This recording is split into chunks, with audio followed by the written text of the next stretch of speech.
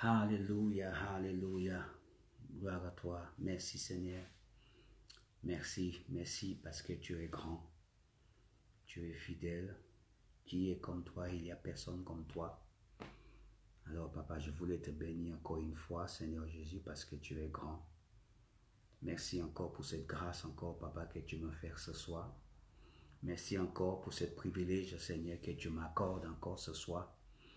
Seigneur Jésus, j'attends encore, Seigneur, pour que ton peuple encore d'être béni, d'être restauré ce soir, parce que je sais, papa, que tu vas nous parler ce soir, papa, et je voulais te glorifier encore pour cela, parce que je sais que tu vas nous parler, parce que ta parole, Seigneur, est vivante, ta parole, Seigneur, est pure, Seigneur Jésus. Alors ce soir, papa, je veux mettre, Seigneur, ces moments en traitement, les personnes qui vont écouter, les personnes qui vont s'asseoir et pour écouter cette parole ce soir, mon Dieu, que cette parole soit une bénédiction pour tes enfants, pour que cette parole soit, Seigneur Jésus, une restauration pour tes enfants qui se sentent découragés, tes enfants, mon Dieu, qui se sentent seuls, tes enfants qui se sentent délaissés, ces enfants, Seigneur, qui se sentent abandonnés, Seigneur, spirituellement, par leur pasteur, par le membre des églises, Seigneur Jésus, parce que, Seigneur, nous prenons vraiment le temps pour nous, Seigneur, et nous ne prenons pas le temps, Seigneur, pour le peuple, pour ton peuple, Seigneur, pour tes enfants. Alors, papa, je prie ce soir, mon Dieu, pour ces personnes, Seigneur, qui sont dans le besoin spirituel, pour que, Seigneur, cette parole, Seigneur, puisse aider quelqu'un qui va écouter cette parole ce soir, mon Dieu. Je te bénis et je te glorifie, papa. Tout est entre tes mains, dans le bon nom de Jésus. Alléluia. Alléluia. Bonsoir, mes bien-aimés. Bonsoir, mes bien-aimés. Bonsoir. Bonsoir, mes bien-aimés. Le Seigneur, il est grand. Le Seigneur, il est fidèle. Je sais que ça fait un moment que je n'ai pas fait Facebook Live, mais je suis avec vous ce soir. Et c'est pour nous exhorter, c'est pour nous bénir, parce que je pense que le Seigneur, il a quelque chose à nous dire ce soir. Il a quelque chose à nous transmettre. Donc, je voulais prendre le temps parce que je pense qu'il a parlé avec nous durant ces 12 derniers mois. Nous avons vu pas mal de choses qui s'est passé durant 2018 et là nous sommes dans la nouvelle année, donc je voulais aussi prendre le temps aussi pour souhaiter quand même tous mes contacts, toutes les personnes qui sont en train de me suivre, toutes les personnes qui suivent mes messages, mes exhortations sur Facebook Live. Je voulais prendre le temps tout d'abord pour vous souhaiter une bonne année, parce que le Seigneur, il nous a fait grâce pour que nous puissions rentrer dans cette nouvelle année en bonne santé, en vie. Donc déjà, c'est une bonne chose. Alors, je voulais juste vous bénir ce soir et vous dire bonne année et que le Seigneur vous bénisse, que le Seigneur continue à vous utiliser, à continuer à faire de grandes choses dans votre vie, parce que je pense qu'il a encore des choses à faire avec nous. Si il nous a permis que nous puissions rentrer dans cette nouvelle année 2019, c'est pour une bonne raison. Ce n'est pas seulement pour gagner notre vie quotidienne, mais aussi pour gagner des âmes. Vous savez, mes bien-aimés, lorsque je viens sur Facebook, je viens pas seulement pour parler de notre vie spirituelle, mais c'est très important pour que même les personnes qui ne sont pas encore sauvées, pour qu'ils puissent entendre ce que le Seigneur a réservé pour eux. Tout d'abord, le Seigneur, il a donné sa vie pour ces personnes-là. Il a donné son Fils unique pour ces personnes-là, pour que quiconque croit en lui ne périsse pas, mais puisse avoir la vie éternelle. Parce que nous ne sommes pas seulement sous cette terre pour vivre et après la mort se retrouver en enfer. c'est pas du tout la volonté de Dieu pour cela.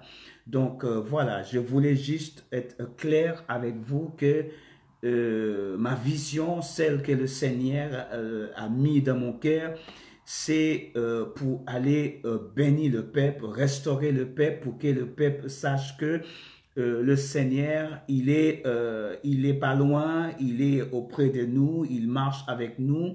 Mais il y a des fois des personnes qui sont découragées, des personnes qui sont là, mais ils n'ont plus d'envie de prier, ils sont dans l'église, ils chantent dans l'église, ils sont vraiment s'intégrer, mais ils ont du mal quand même à lire la parole de Dieu, même pour prier.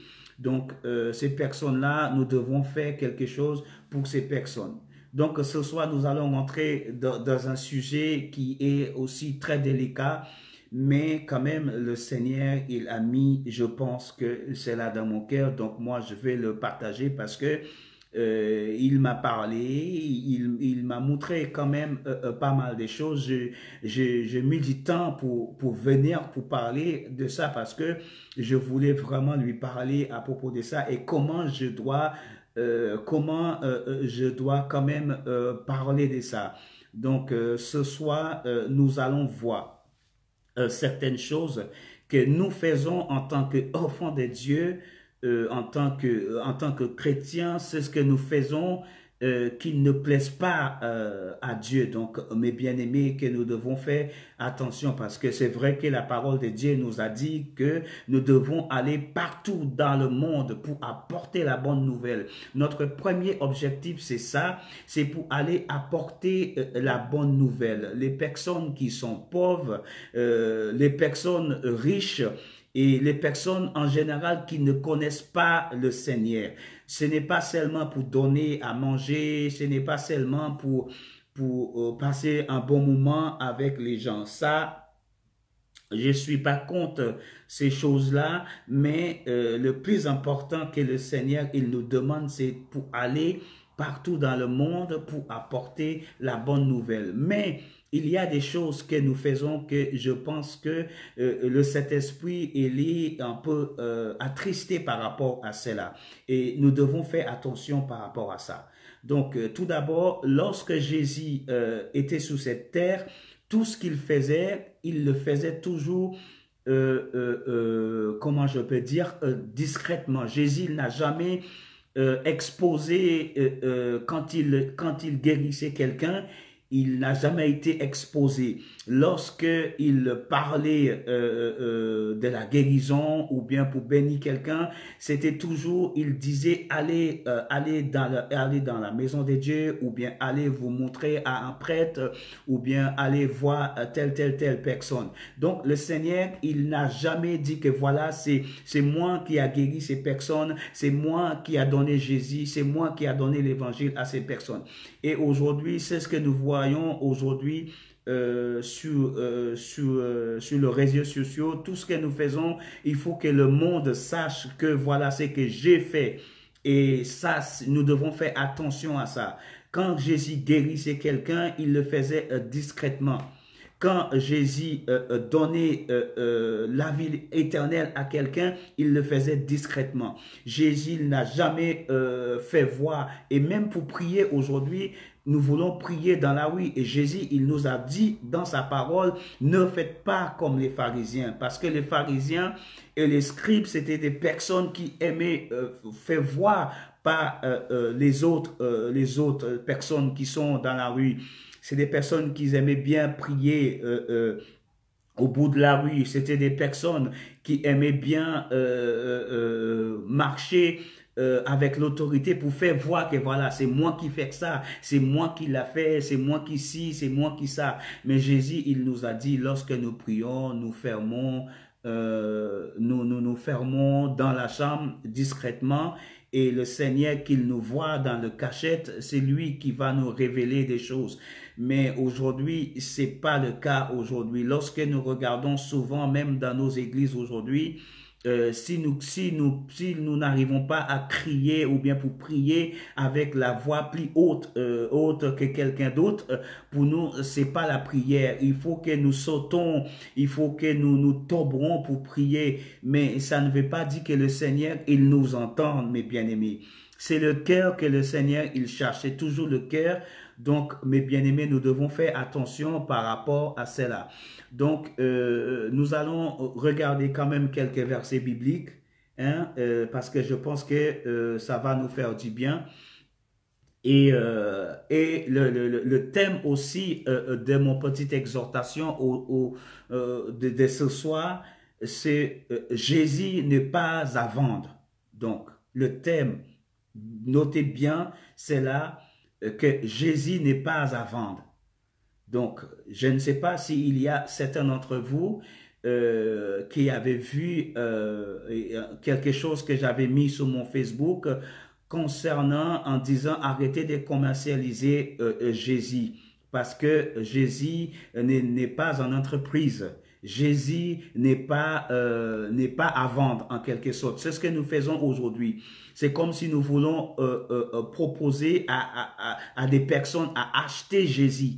Donc non, ce n'est pas ça. Jésus, il a donné, Dieu, il a donné son fils. Il n'a pas donné son fils pour que nous puissions payer pour obtenir son fils. Mais il a donné son fils gratuitement. Parce qu'il a dit que Dieu a tant aimé le monde qu'il a donné son fils, que quiconque croit en lui. Donc voilà, voilà la récompense. Voilà ce que nous devons donner à Jésus. C'est de croire en lui, c'est de lui donner notre cœur. Mais aujourd'hui, nous voyons comment partout dans le monde, les gens, ils veulent aller partout et en train de vendre Jésus. Je te l'offre, Jésus, je te donne ci et je te donne ça. Prenez cela avec vous. Mais Jésus n'est pas à vendre.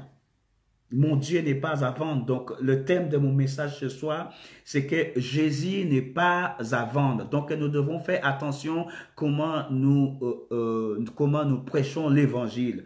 L'évangile, c'est quelque chose qui est gratuitement. Et aujourd'hui, ce n'est pas le cas. Aujourd'hui, si nous ne sommes pas riches, si nous n'avons pas, je veux dire, un bon statut professionnellement, c'est comme si nous ne sommes pas reconnaissants, comme si les gens ne vont pas nous reconnaître dans la maison de Dieu. Mais Jésus n'est pas à vendre, mes bien-aimés. Je vais répéter ça durant tous ces messages ce soir parce que je pense que si le Saint-Esprit a mis cela dans mon cœur, c'est pour une bonne raison. Donc, mon Dieu, là, celle que je sers depuis plus de 30 ou bien même, je pense que je suis sur mon 40e l'année depuis que je sers le Seigneur. Et ce que je vois aujourd'hui, c'est tellement facile aujourd'hui dans les églises, comment nous pouvions accepter Jésus avec joie. Nous devons accepter Jésus avec joie. Mais la parole de Dieu dit que ce n'est pas seulement sur cette terre que nous devons, que les gens réjouissent, mais aussi au ciel, même une seule personne qui connaissent qui venaient envers le Seigneur, le ciel se réjouit en travers de ça. Donc, mes bien-aimés, lorsque nous portons l'évangile, nous devons le faire discrètement. Ce n'est pas quelque chose que nous devons faire pour que les autres voient. Et aujourd'hui, c'est ce que nous faisons dans les églises. Il faut que tout le monde voit que voilà, je prêche l'évangile. Il faut que tout le monde voit que je sais prier. Il faut que tout le monde voit que voilà, en travers de moi, que cette personne a accepté le Seigneur. Non, ce n'est pas vous. Il faut savoir aussi, si quelqu'un est venu et rentré dans le royaume de Dieu aujourd'hui, ce n'est pas vous qui le faites. C'est Dieu lui-même qui touche le cœur parce que nous ne pouvons pas toucher le cœur. Dieu, il nous utilise. Il utilise nos bouches, il utilise nos mains, mais il utilise aussi nos comportements. Donc, ce n'est pas seulement en parlant. ce n'est pas seulement en allant à l'église ou bien en marchant avec la Bible dans votre main, mais aussi c'est par rapport à notre comportement aussi, parce que la parole de Dieu nous a dit que nous sommes la lumière du monde. Alors, si nous sommes la lumière du monde, qui veut dire que le monde devrait nous regarder, mais aujourd'hui, nous, en tant qu'enfants de Dieu, nous regardons, nous sommes plutôt attirés par le monde. Nous allons plutôt vers le monde. Et pourtant, la parole de Dieu, Dieu lui-même, il nous a dit dans 1 Jean que nous ne devons pas aimer le monde. Il nous a dit dans sa parole, n'aimez pas le monde, parce que tout ce qui est dans le monde, c'est le plaisir de la chair et l'orgueil et tous ces genres de choses. La parole de Dieu, il nous a dit tout cela. Il nous a prévenus et il nous a avertis que nous ne devons pas avoir ce genre de comportement. Et lorsque nous regardons aujourd'hui, c'est notre comportement aujourd'hui. Voilà comment nous comportons aujourd'hui. Nous comportons comme le monde, même dans l'église. Même dans l'église, nous comportons de la même manière. Nous avons le même fonctionnement. Donc même les païens aujourd'hui qui sont à l'extérieur ne savent plus où aller. Donc, est-ce que je peux m'intégrer dans cette église? Est-ce que je peux rentrer dans cette église? Est-ce que je peux faire partie de cette église? Donc, il ne faut pas oublier que même si cette personne ne connaît pas Dieu, mais la personne, elle a ses yeux. Il a ses yeux pour voir ce qui se passe. Il n'est pas stupide, il n'est pas bête, il le voit. Sauf que ces personnes encore ne connaissent pas le Seigneur et cette personne vient dans l'église pour entendre la parole de Dieu. Cette personne vient dans l'église pour accepter le Seigneur, pour marcher avec le Seigneur, pour avoir une relation avec le Seigneur. Mais notre comportement aujourd'hui ne le permettra pas. Les gens, ils viennent à l'église aujourd'hui, mais ils restent quand même avec le même comportement. Ils restent dans l'église, mais ils ont le même style de vie. C'est comme s'il n'y a pas une transformation. Parce que lorsque Jésus est rentré dans la vie de quelqu'un, la Bible nous a dit que cette personne doit devenir une nouvelle créature. Mais aujourd'hui, c'est pas ça. Aujourd'hui, nous venons dans l'église et nous disons, voilà, j'ai accepté le Seigneur, j'ai Jésus dans ma vie, mais je peux faire tout ce que je veux. Je peux continuer même à aller dans les boîtes de nuit, je peux même continuer à fumer mon cigarette, je peux même continuer à faire toutes sortes de choses qui ne plaisent pas à Dieu parce que nous ne sommes pas vraiment dans l'évangile, mes bien-aimés. Donc, nous devons changer ces genres de comportements. Et lorsque nous sommes dans la rue aussi, faisons attention aussi à la manière comment nous parlons de Jésus. Parce que Jésus, il n'est pas allé sur le montagne pour aller crier, pour dire que voilà, machin. Mais lui, il nous a dit que les gens, des faux prophètes viendront. Mais bien aimés, les faux prophètes, elles viendront. Et en fin de compte, ils sont déjà là et ils sont en train de nous dépasser. Ils sont en train de nous dépasser pour décevoir pas mal de personnes. Parce que même la parole de Dieu nous a dit, s'il était possible pour que le diable séduise même les personnes, les choisit, les personnes que Dieu lui-même a choisies, s'il était possible, qui veut dire que les pasteurs, les évangélistes, les apôtres, les docteurs, tous ces gens de personnes-là, s'il était possible pour que le diable séduise ces personnes-là, et le diable, d'ailleurs, il est en train de séduire ces personnes-là, mes bien-aimés. Donc, nous devons vraiment revenir à la réalité. Nous devons vraiment revenir pour puissions reconstruire notre base. Quelle est la base? Quelle est la base de votre relation aujourd'hui avec le Seigneur? Est-ce que tu arrives? Est-ce que tu pries beaucoup? Est-ce que tu lis la parole de Dieu beaucoup? Est-ce que tu prends le temps pour comprendre, essayer de comprendre ce que la parole de Dieu nous dit? Nous faisons tellement de choses aujourd'hui pour le Seigneur, mais en fin de compte, nous travaillons pour nous-mêmes, en fait. Nous sommes dehors et nous disons que voilà le tract. Venez dans mon église. Voilà, je connais telle église. Mais ça ne veut pas dire que parce que nous invitons des personnes pour aller dans les églises que nous faisons vraiment la volonté de Dieu. Aujourd'hui, l'évangile est devenu tellement médiatisé aujourd'hui. Et ça prend une telle ampleur aujourd'hui que nous ne comprenons plus rien. Nous ne comprenons plus rien. Et pour moi, aujourd'hui, même les païens aujourd'hui peuvent apporter l'évangile. Et je pense que les païens aussi, ils prêchent l'évangile, mes bien-aimés. Donc nous devons vraiment rester attachés à notre Dieu. Nous devons vraiment rester accrochés à notre Dieu parce que je pense que nous sommes dans un temps là où le diable, il est en train de faire des ravages. Donc nous devons vraiment rester attachés à la parole de Dieu et faisons exactement ce que Dieu veut que nous fassions. Lorsque nous prions pour quelqu'un, nous n'avons pas à aller publier ça sur les réseaux sociaux pour dire que voilà, j'ai prié pour telle personne. Lorsque nous prions pour quelqu'un, nous n'avons pas comment je vais dire, faire une vidéo que je prie pour quelqu'un. Lorsque nous sommes en train d'exhorter quelqu'un, nous n'avons pas à prendre une photo ou bien une vidéo pour que le monde entier voit que voilà, je prie pour quelqu'un. Peut-être dans votre cœur, vous ne le faites pas avec cet intérêt-là. Mais mes bien-aimés, ce n'est pas ça ce que Dieu nous demande.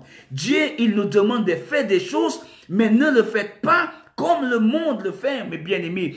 Et nous sommes tellement, vous savez, depuis quelques jours, pour vous dire la vérité, j'ai l'impression que le Seigneur, il veut que je me détache un peu de tout ce qui est Facebook et ce genre de choses-là. Facebook, Instagram et tout ce genre de choses-là. Parce que je pense que le Seigneur, il a besoin de moi. Il veut me parler. Il a des choses à me dire. Et je pense que ce n'est pas seulement moi. Mais je pense que beaucoup d'entre nous, nous sommes tellement attachés avec notre téléphone. Nous sommes tellement attachés avec le média et en fin de compte, nous ne prenons pas le temps pour écouter ce que Dieu il a à nous dire. Parce que le diable, il est en train de nous aveugler avec les réseaux sociaux. Il est en train de nous aveugler avec tout ce qui se passe à l'extérieur. Donc, mes bien-aimés, c'était juste pour nous encourager. C'était juste pour nous exhorter.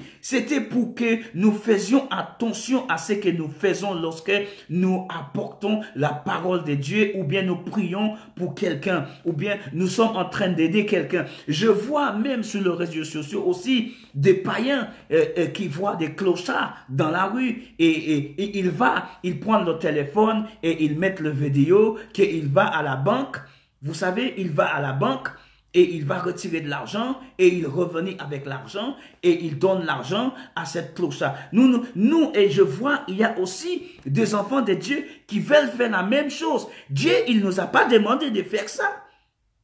Il nous a demandé tout simplement de donner l'évangile. Donner l'évangile. L'évangile, c'est pas sur les réseaux sociaux. Oui, nous pouvons prêcher l'évangile sur Facebook. Nous pouvons prêcher l'évangile sur YouTube. Nous pouvons prêcher l'évangile partout. Mais c'est ce qui est le plus important, c'est que en travers de ça, que des âmes soient sauvées. Voilà ce que Dieu veut. Dieu ne veut pas que nous utilisons notre Facebook ou bien notre YouTube ou bien l'Instagram pour faire voir ou bien pour être connu par le monde. Ce n'est pas ça le but. Notre but, c'est que en travers de ça, c'est que les gens acceptent le Seigneur, mes bien-aimés. Voilà ce que Dieu, il nous demande. C'est aller porter cette bonne nouvelle. Quand tu vois quelqu'un dehors, mes bien-aimés, qui est en train de souffrir, tu n'as pas à allumer ton téléphone et prendre une photo avec la personne et pour aller mettre ton vidéo, activer ton vidéo et montrer que tu es en train de prêcher l'évangile à ces personnes. Vous asseyez tranquillement avec la personne, vous posez votre téléphone et vous parlez avec la personne. Vous parlez avec la personne discrètement. Personne n'a pas besoin de savoir que tu es en train d'apporter la bonne nouvelle à cette personne. Son voisin n'a pas le droit de savoir. Même son voisin à côté n'a pas le droit de savoir que tu es en train d'apporter la bonne nouvelle pour cette personne. Jésus lui-même n'a jamais fait ça. Et lui, il nous a laissé les bons exemples. Mais aujourd'hui, ce n'est pas comme ça. Nous voulons que le monde voit que nous sommes en train de prier pour quelqu'un. Il faut que le monde voit que nous sommes en train d'exhorter quelqu'un. Donc, mes bien-aimés, nous sommes loin du compte. Donc, c'est pour ça encore, je veux revenir sur le thème de mon petite exhortation pour nous ce soir. Mon Jésus, là, celle que je sers depuis dans les années 90 jusqu'à aujourd'hui, 2018, je veux dire une quarantaine d'années, depuis que je suis dans l'évangile. Moi, je n'ai pas vu ça. Aujourd'hui, quand les gens viennent vers Jésus, tu vois même pas, c'est comme si les gens, normalement, quand un païen vient accepter le Seigneur, cette personne doit avoir une sorte de crainte. Vous voyez? Mais aujourd'hui, c'est en joie. Nous montons comme ça vers l'avant et voilà, c'est une facilité. Mais l'évangile, c'est pas ça, mes bien-aimés.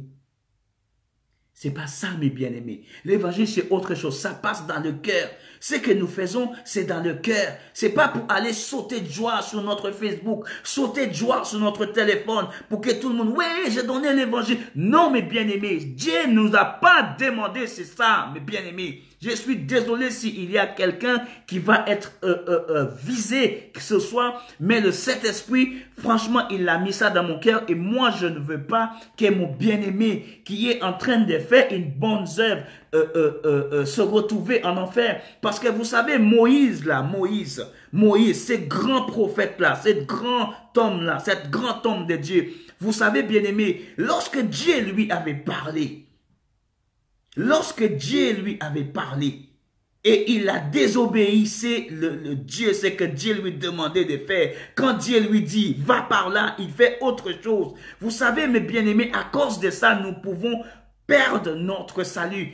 Parce que Moïse, à cause de ça, il n'a pas pu hériter cette terre que Dieu avait préparée. Dieu lui a montré cette terre. Dieu lui a dit, tiens, regardez où les enfants d'Israël vont installer, mais toi, tu n'iras pas, tu ne vas pas rentrer là. Et Dieu lui-même a arrêté la vie de Moïse juste devant l'entrée, là où coulait le lait et le miel. Tout simplement à cause de la désobéissance. Il ne faisait pas selon ce que la parole lui disait. Donc nous devons faire des choses selon la parole. Priez discrètement, dans notre chambre discrètement. Quand nous prions pour quelqu'un, nous le faisons dans la cachette. Quand nous exhortons quelqu'un, nous le faisons discrètement. Nous n'avons pas à faire le monde voir que nous faisons quelque chose pour le Seigneur. Voilà le problème que nous avons aujourd'hui. C'est les personnes, comment je vais dire, c'est les commerçants qui font ces genres de choses-là. C'est les personnes qui travaillent dans le commerce. Ils crient, hey, j'ai quelque chose à vendre. Ou bien, tiens, j'ai ça. Je te propose ça. Voilà, les marchands, les personnes qui font le marchand dans la rue. Jésus, lui aussi, il a rencontré ces genres de personnes-là aussi. Lorsqu'il était en train de rentrer dans la synagogue, qu'est-ce qu'il a vu? Les personnes qui étaient en train de faire toutes sortes de magie, toutes sortes de bêtises dans sa maison. Et qu'est-ce qu'il a dit? Ma maison est une maison de prière, mais vous l'avez fait, vous l'avez transformée. C'est comme vous l'avez fait devenir une boîte de nuit. Mais lorsque Jésus parlait de cette maison, il ne parlait pas de l'immeuble, il ne parlait pas de ces grands bâtiments, mais il parlait du corps. Mon corps est le temple. Mon corps, c'est le corps de prière. C'est un corps de prière, mais aujourd'hui, nous n'avons plus ce désir pour prier. Et c'est là où le diable, il est en train de battre avec nous. C'est là qu'il est en train de nous frapper fort, parce qu'il ne veut pas que nous, en tant qu'enfants, avoir une relation de prière avec lui. Il ne veut pas que nous puissions avoir une relation avec lui communale, je veux dire, pour lire la parole de Dieu. Nous ne prenons pas le temps pour lire la parole de Dieu. Aujourd'hui, comment je vais dire, la technologie est devenue tellement immense que tous nos appareils, nous pouvons installer la Bible dedans. Et même dans notre appareil qui a la Bible, nous ne prenons pas le temps.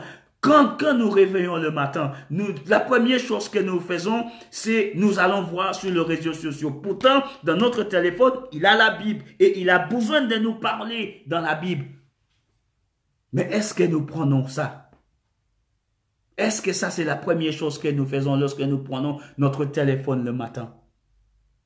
Est-ce que nous prenons, quand nous allumons notre téléphone, est-ce que c'est la première geste que nous faisons pour que les gens puissent écouter ou bien que Dieu puisse nous parler? La première chose que nous devons faire, c'est la première chose, mes bien-aimés. Donc, moi, je veux nous exhorter ce soir. Ne le faites pas comme le monde.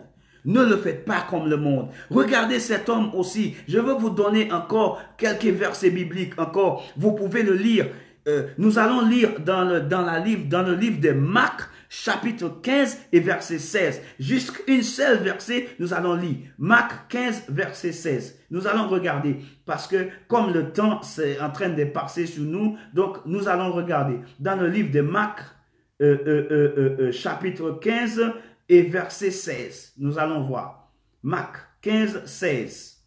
Nous allons lire juste une seule verset. Donc, c'est quelque chose, mes bien-aimés, c'est un événement. Cet homme qui est aveugle, depuis sa naissance, il est aveugle, cet homme. Mes bien-aimés, cet homme qu'il ne voit pas. Donc, nous allons voir. Les soldats considéraient Jésus dans l'intérieur, dans le cœur, c'est-à-dire... Non, nous allons regarder autre chose là, parce que je me suis trompé des versets bibliques. Donc, nous allons regarder autre chose. Donc, ce n'était pas ces versets bibliques, mais nous allons continuer. Nous allons continuer et nous allons regarder dans le livre de Jean, chapitre 9, et nous allons voir là où la parole de Dieu, la parole de Dieu qui nous avait dit que cet homme qui était aveugle depuis sa naissance, dans le livre de Jean, chapitre 9, nous pouvons lire jusqu'au dernier verset, que lorsque Jésus il était en train de traverser avec ses disciples, et cet homme-là, il ne voyait pas. Et Jésus, lui, il a aperçu cet homme. Et Jésus est venu vers cet homme-là. Et Jésus nous allons regarder parce que je ne vais pas trop parler, nous allons voir. Dans le livre de Jean, chapitre 9, nous allons regarder dans le livre de Jean, verset 1. Nous allons commencer verset 1. Jésus vit en passant un homme aveugle dès naissance. Ses disciples lui faisant cette question. Rabbi, qui a péché? Cet homme ou ses parents, pour qu'il soit né aveugle? Jésus répondit, ce n'est pas que lui ou ses parents ayant péché, mais c'est enfin que les yeux de Dieu soient manifestés, ou bien pour que les œuvres de Dieu soient manifestées. Ça veut dire que il veut voir la gloire de Dieu manifesté dans la vie de cet homme. Mais comment Jésus, lui, a fait ça? Est-ce que Jésus a fait ça ouvertement pour qu'il soit glorifié? Jésus, il a fait ça discrètement. Il a juste allé vers cet homme-là. Il n'a pas crié fort pour que tout le monde l'entende que voilà, cet homme-là qui est aveugle, regardez, c'est ce que je vais faire, ou bien quoi que ce soit. Jésus, il est allé tout simplement aller voir cet homme. Il a juste décidé de cracher par terre, fait en sorte que la terre devient mou. Il a mis ses mains sur les yeux de cet homme et il a demandé à cet homme d'aller laver ses yeux dans la piscine. Tout simplement. Mais il n'a pas crié quoi que ce soit. Et lorsque cet homme-là est revenu, il a dit à cet homme-là, allez dans la maison de Dieu. Mais aujourd'hui, c'est ce que nous faisons. Nous voulons que le monde voie que nous avons prié pour ces personnes, que nous avons, il y a une délivrance qui se fait en travers de nous. C'est Dieu m'a utilisé. Mais Dieu, il ne fonctionnait pas comme ça. Dieu n'a jamais fonctionné comme ça, mes bien-aimés. Dieu a toujours fait ces choses discrètement. Donc, mes bien-aimés, ce soir, je veux vous encourager.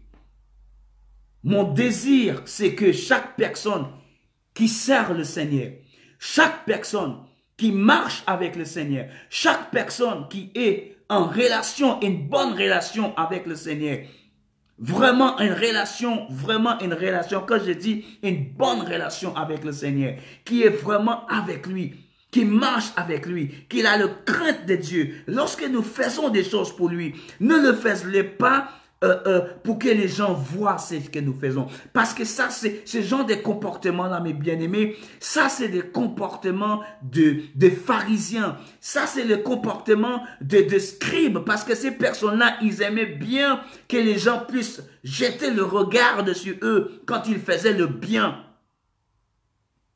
Mais Dieu, il est venu avec autre chose. Quand nous prions pour quelqu'un, faisons-le discrètement.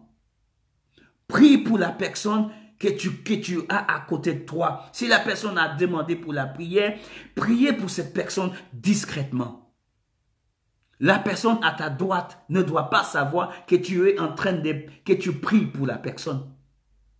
Tu ne dois pas aller sur le montagne et dire, ouais, je prie pour tel frère, ou bien je suis en train de prier pour telle sœur, mes bien-aimés.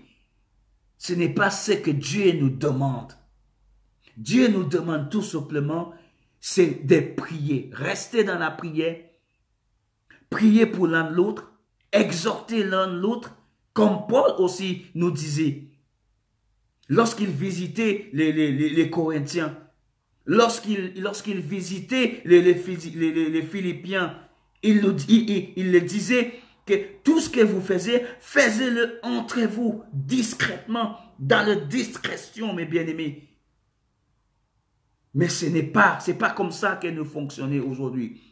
Et je pense que certaines personnes qui sont en train de m'écouter, je pense que le Seigneur aussi vous demande de faire un break sur votre vie. Faites un break sur votre réseaux sociaux. Faites un break avec votre Facebook. Faites un break avec votre Instagram. Faites un break avec votre YouTube. Et prenez le temps dans ma parole. Cherche ma face. Cherchez à savoir ce que moi je veux pour vous.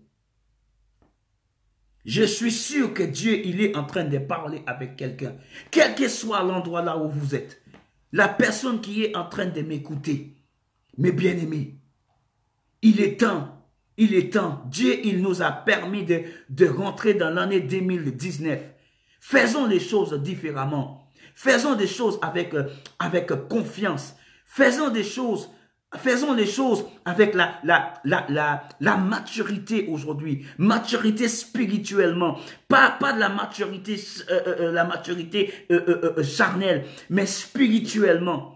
Faites en sorte que votre comportement soit digne de ce que nous disons que nous faisons.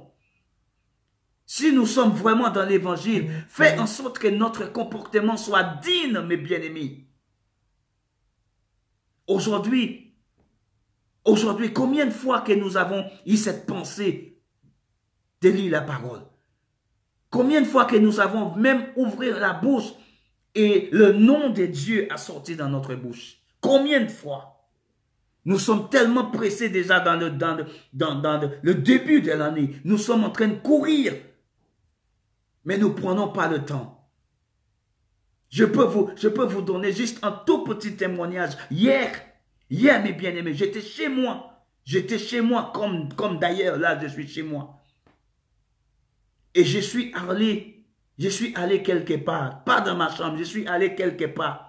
Et il y a quelque chose qui s'est passé et j'ai commencé à crier parce que le Saint-Esprit, il était en train de me parler d'un truc. J'ai senti quelque chose était sur moi. Quelque chose m'a touché. Ça m'a transformé et j'ai entendu clairement. Tu as quelque chose et quelqu'un dehors a besoin de cela.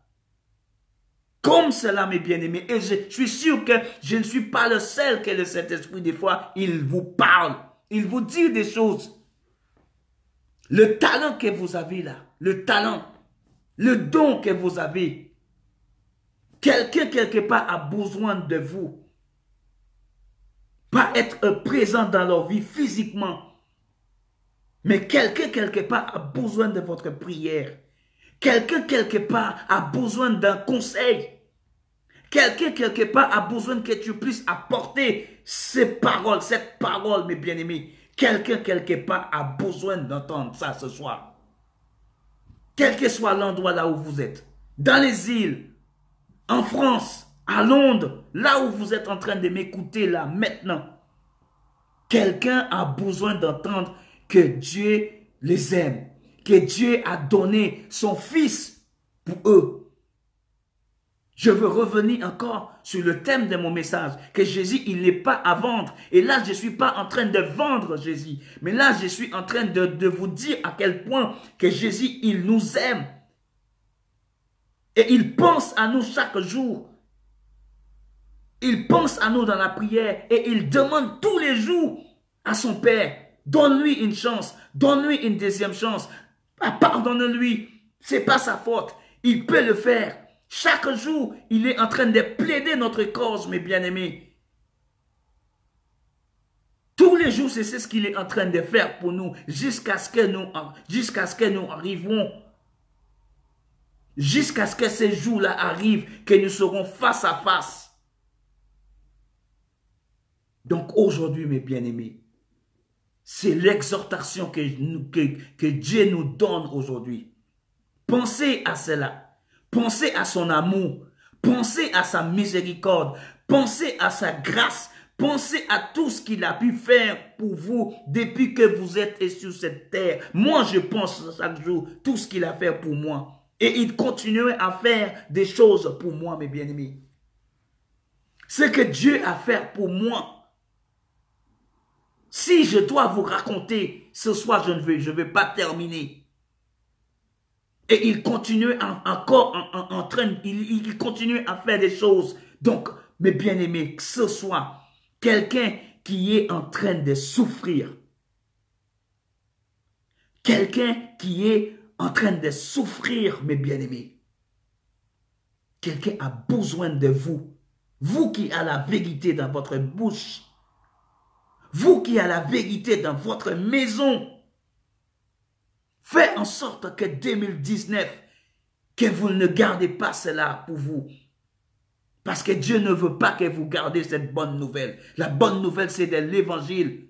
L'évangile, cette bonne nouvelle. Dieu ne veut pas que nous gardions ça pour nous. Il veut que nous allons partout pour apporter cette bonne nouvelle. Faites en sorte que l'amour domine dans votre entourage. Et quand je vous parle de l'amour, je parle de l'amour de Dieu. Parce que vous avez l'amour de Dieu. Vous avez Dieu dans votre vie. Cette parole ce soir, c'est pour nous. Dieu, il est en train de nous parler ce soir, mes bien-aimés. Il est en train de nous parler. Donc, mes bien-aimés, faisons en sorte que nous ne faisons pas des choses pour que les gens puissent voir. Ne prêchons pas l'évangile pour que les gens voient que nous prêchons l'évangile dans la rue. Ça, c'est le comportement des scribes et les pharisiens qui aiment bien faire des choses, ces genres de choses. Faisons-le discrètement. Faisons-le discrètement. Je ne vous juge pas parce que vous êtes en train de publier tout ce que vous êtes en train de faire pour le Seigneur sur le média ou bien les réseaux sociaux. Je ne vous le juge pas. Mais Dieu, il veut que nous faisons ce genre de choses-là discrètement parce que le salut, elle n'est pas exposée en quelque sorte. Le salut, elle est personnelle. Lorsque nous parlons des choses personnelles, nous parlons des choses intimes, mes bien-aimés. Le salut, elle est personnelle. C'est pas tout le monde qui doit voir que voilà, quelqu'un a accepté le Seigneur. C'est pas tout le monde qui doit savoir que tu es en train de prier pour quelqu'un. C'est pas tout le monde qui doit savoir que tu pries beaucoup. Donc voilà mon exhortation pour nous ce soir. Faisons des choses avec l'intelligence. L'intelligence que Dieu nous a donnée. Cette intelligence que Dieu nous a donnée. Faisons-le comme il veut que nous puissions le faire. Allez partout dans le monde. Allez porter la bonne nouvelle. Encouragez-vous. Continuez à faire comme ça. Continuez à prier pour l'un de l'autre. Continuez à exhorter. Mais ce soir, mes bien-aimés, je veux vous laisser encore quelques versets bibliques encore. Vous pouvez le lire pendant que vous êtes chez vous. Donc, il y a encore Matthieu 28 et verset 19. Je ne sais pas si vous voulez le lire, mais peut-être que nous pourrions même le lire. Matthieu 28, verset 19. Bon, nous allons lire. Donc, je pense que ça va nous faire du bien. Matthieu 28 et verset 19. Nous allons lire. Et nous allons voir un autre exemple encore. Donc, Matthieu 28 et verset 29. Verset 29. Matthieu 28 et verset 29. Matthieu 28 et verset 19. Allez, faites. Alors, nous allons lire dans Matthieu 28 et verset 19. Allez, faites de toutes les nations des disciples, les baptisez au nom du Père, du Fils et du Saint-Esprit. Là, c'est un exemple assez clair que Jésus nous dit d'aller partout dans le monde pour faire des disciples. Mais lorsque nous allons partout dans le monde, ça ne veut pas dire que nous devons, si nous sommes en train de parler pour quelqu'un personnellement, que tout le monde dans la rue doit savoir que nous sommes en train de prêcher l'évangile pour cette personne, pour cet individu. Et c'est ce que nous sommes en train de faire. C'est pour ça que je reviens encore sur le thème de mon message ce soir. Jésus n'est pas à vendre. Si tu es en train de parler avec quelqu'un et tu rentres aussi dans le monde spirituel avec la personne à qui tu parles, celle qui est à côté de lui ne doit pas savoir que tu es en train de prêcher l'évangile pour lui. C'est personnel, mes bien-aimés. C'est comme ça que Jésus, il a fait ses disciples. Discrètement. Il a parlé discrètement. Tout ce qu'il fait.